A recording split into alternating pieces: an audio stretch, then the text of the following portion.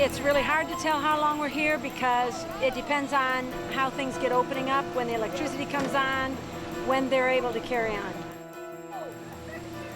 Come on! Go to one! Go to one! One at the end! Oh. Keep it coming! Keep it coming! Have a nice day! Be careful! A faith-based nonprofit sets up in Port Arthur to distribute water and ice well ahead of government relief. A man leaves his Port Arthur home of 40 years, uncertain if he can repair the damage with no insurance. I lost it. I don't even want to live around here, to tell you the truth. I'm ready to get out of here. The coast is just not for us. Too many hurricanes, too many problems.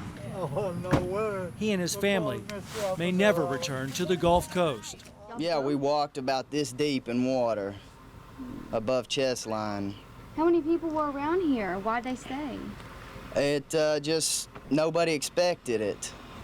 The water finally recedes in Orange County communities, leaving behind mud, muck, and misery. The wind comes and goes. The storm surge stays a while, and the damage is going to be devastating. So we feared it. We've read about it. We've seen it on national media and on local television reports. But it wasn't a matter of if, it was a matter of when.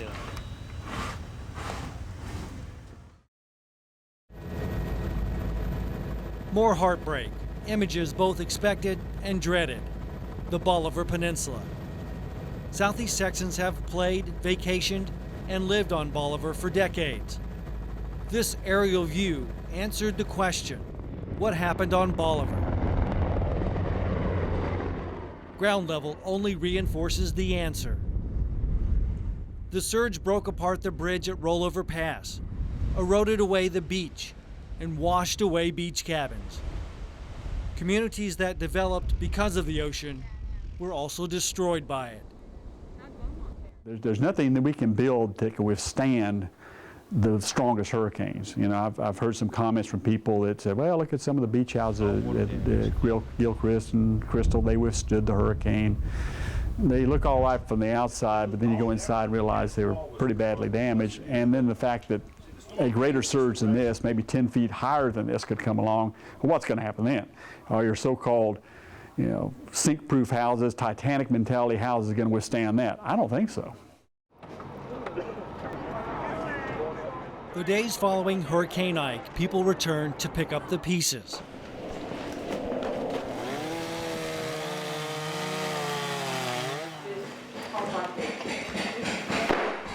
But even the dead were jostled. Ike unearthed graves at the Hollywood Community Cemetery in Orange. Attention also shifts from saving people to saving animals. The National Humane Society rescues animals left behind in the evacuation. Dogs and cats unclaimed after the storm are taken to shelters elsewhere in the country. Cattle all drowned, hanging in the fences. A lot of them have made it back up this way, which is surprising. I don't know how they did it. Ranchers work to round up what's left of their cattle herds out of flooded pastures. The cattle roam the only high ground around, Highway 73. Put it down. Hold that. Gotcha. Entergy, with its thousands of borrowed utility workers, restored the power to everyone who was capable of receiving it in just 12 days. The only exception was the Bolivar Peninsula. It was a big old white house that had a great kitchen and beautiful living room and fantastic bedrooms. Property owners were allowed back into Bolivar 13 days after the storm. Hurricane Ike altered in just a few hours what had taken decades to develop. It's just surreal, you know, just to see it. It's like, I've never seen anything like this before, ever, you know. I didn't know that this was possible, for something to come in and just totally annihilate everything. Well, we're concerned that we probably will lose the land because it looks like the erosion is just right on top of us here, or at least not far from us. So we're either in the front row or we lost it.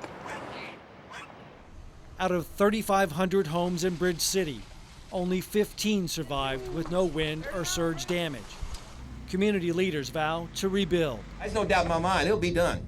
And we'll be stronger than ever, and hopefully we'll never have another one. But we will learn from this one. But the decision will have to be made block by block, house by house. We're still indecisive. We want to rebuild the house. We're still indecisive. Pretty much nothing, you know. You're going to have to change every single thing in here. You know, this was the kitchen and... Paul Fox returns to Bridge City, to his brother's house. And it's like so many other houses, torn down to the studs, piles of debris lining the streets. You know, why did you stay? Well, thought it would be okay. You know, you won't stay again, will you? No, I won't. You know, I'm going to build back. I'm going to live out here one more time. Hurricane Ike has left its footprint on southeast Texas, leaving the people here battered but not broken, weary but wiser. The sad part about it is, you know, we look here today and we think, well, you know, hurricanes have had our number the last, you know, few years. We've had 3 hurricane strikes since 2005, you know, Rita, Umberto, and now Ike. We have had a tropical storm thrown in there. And you kind of feel like in the back of your mind, well, we've had ours for the next 25 to 50 years, you know. Unfortunately, hurricanes don't read books. They really do not care what area they strike. They are directed according to what the atmosphere is doing that particular time. So as sad as it is for me to say this, we could get hit again next year. There's no guarantee. Our odds next year are no lower, no higher than they were this year. Everybody has the same risk, essentially. It just depends on how things are when the storm is out there.